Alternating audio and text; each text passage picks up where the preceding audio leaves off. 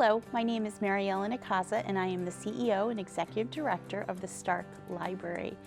Here at the Stark Library, we like to think of ourselves as the community living room. Everyone is welcome at the library, regardless of socioeconomic status, race, gender, age. We serve everyone in the community. The library has something for everyone, from babies through seniors. This spring and summer, library staff have been working hard on our reopening plans for the library. We have been taking a phased approach to these plans and working safely and cautiously to reconnect library patrons with their library staff and the collections and computer access that we offer in our buildings. Our goal was to open all library locations by late August, and we have accomplished that goal. So all of our library locations, including our newest at the Jackson Community Branch, are now open to patrons to visit, to use computers, to browse the collections, and to get back inside the library. Hi, I'm Jen Welsh. I'm the Community Libraries Director here at Stark Library, and I'm in charge of all the public services. So we've been quite busy trying to think of ways to get our public services back available to the public who needs them. When we closed down in the middle of March, it was really a difficult thing for our staff, who are used to arriving every day in order to meet the patrons they know so well and to provide those services that they know are essential to their communities. When we were providing service in our first phase through virtual services, we found lots of innovative ways to do that. But really what our staff wanted was to be back face-to-face with the people that they know. When we started our phase 2, they got a step closer to that through our Library to Go model. They were able to see familiar faces at our drive-up locations and our walk-up pickups, and were able to provide the books and the AV items, anything someone wanted. What we're most excited about now is to finally be able to welcome people back through our doors. A lot of our staff have been approaching this with a little bit of nervousness, just like the public might, trying to think, how do we do what we are so used to doing in such a familiar environment, in such a new and different way. So our challenge has been at these reopenings to find ways to do that are safe both for our staff and for our patrons. Some of the things that have been particularly challenging are how to provide one-on-one help to patrons. We know that it's one thing to open up our computers to have access, but we need more than that. Many of the people who come to us to use our computers are also in need of help for how to do those processes. The world's a complicated place right now, and many of us need all the assistance we can get to understand how to access things in new ways through these virtual environments. So we've done many things in our areas, including safety precautions like reducing the number of people in our spaces, reducing how long they can stay in our spaces in order to reduce exposure. We have added equipment like acrylic screens, like you've seen at many of the retail establishments you've visited. We've created innovative ways for people to provide remote assistance or assistance adjacent to a patron as they're helping them on the computer through acrylic barriers or technology options. I'm Julia Shaheen, and I'm the Literacy Manager at Stark Library, and I oversee our Summer Challenge program as well as all of our early literacy programming and trainings. And this summer we took Summer Challenge to a whole new level by adapting our program and making it more interactive and easier for families to follow at home. They could pick up a map at any of our locations in brochure boxes, or stop by one of several parks in Stark County, and we partnered with Canton City Parks, Stark Parks, Plain Township Parks to post our Summer Challenge maps. And then they can complete activities or read while they earn points this summer and earn prizes.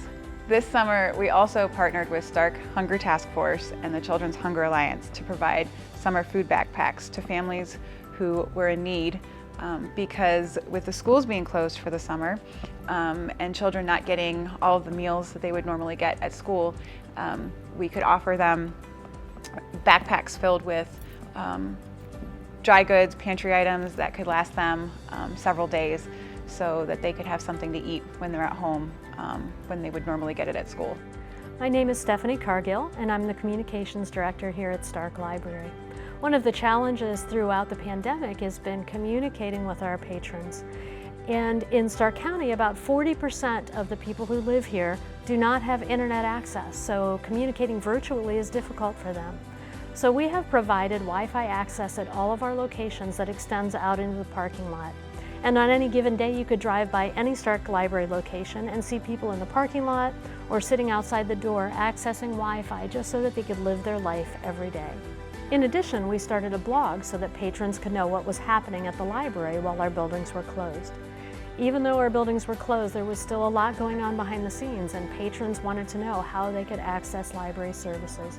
We talked about things like our Library to Go service, talked about our reopening plan, and also the programming that we have. The types of programming that we're offering now include virtual story times live on Facebook, maker programming, book recommendations, book clubs, and we're working on so many other things that we can adapt from our in-house programming to our virtual platforms. As we're reopening our locations to the public, we're focused on a few key things that will help keep our patrons and our staff safe and help us keep our buildings open. One of those is requiring everyone, staff and patrons alike, to wear masks when they're inside our buildings.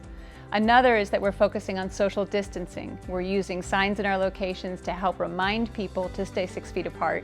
We're using acrylic barriers when there are times when staff and patrons need to come a little closer in order to accomplish a transaction. And we're allowing a limited number of people in our buildings in order to make sure we're not overcrowding any spaces. In addition, we're really focused on the safety of our materials. These are shared resources and always have been, but right now we're more aware than ever of how we can share these resources while keeping each other safe. You'll notice when you return items at our locations, we quarantine those for 4 days. That time limit has been substantiated by research that's been done by a company here in Ohio that's being used nationally to look at the times that the virus stays on any of a number of materials that are used for library books and AV items. So our materials are quarantined carefully for 4 days before they go back on the shelf for patrons to browse. Things may look very different when patrons walk through the doors of our buildings as we reopen. So the communications team has created a series of signs to help them navigate their way through this new world. We have signs that remind people to keep a good social distance, to remind them to be wearing masks, to help them know where to stand and wait for services, and signs as simple as where they can find their movies or music. People always say that the library's business is books, and certainly books are a big part of the business that we provide to the community.